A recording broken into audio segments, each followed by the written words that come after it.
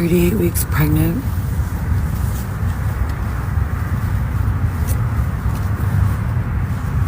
The most miserable pregnancy ever. Like, what the fuck? Being positive for like one moment takes a lot of work. The baby is very active, so, you know, I know he's okay.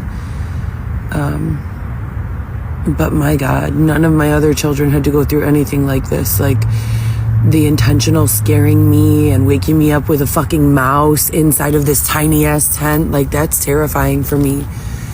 And those are like the very, very mild forms of torture that they've done. As I said before, sleep deprivation, food deprivation, assault.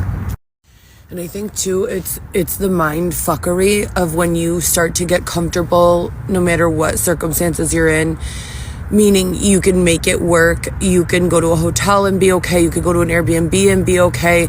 You could even spend one night in a tent and be okay, right? But for 39 weeks, 38 weeks, and it's more than that. We're going into month 12. February 13th, it'll be a full year since I've had a decent night's sleep in a bed. Same for Xavier. And I never really thought, you know, that this was possible. I know that the laws are that you can't leave people outside throughout the winter. I know that taxpayers pay money for programs. I've called every single one. So it just keeps on perplexing me. You know, how is this legal? How is this continuing? I've not had a single pedicure or manicure this entire pregnancy. Not even one. But yeah, you know, it's like the Xavier rubbing my feet, rubbing my back, literally treating me like a queen of the world, doing any and everything for me. I don't even ask. It's like I think something, I don't even have a full thought, and boom, he's there.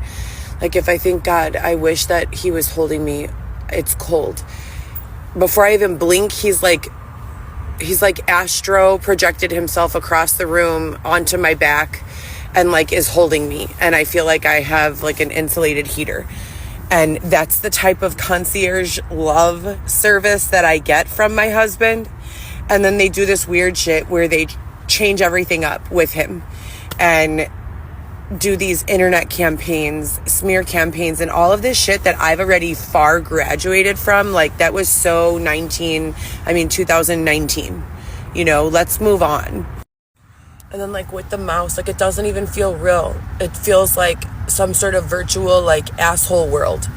It's like, how many assholes can we find who are creative at making things hurt for a pregnant woman?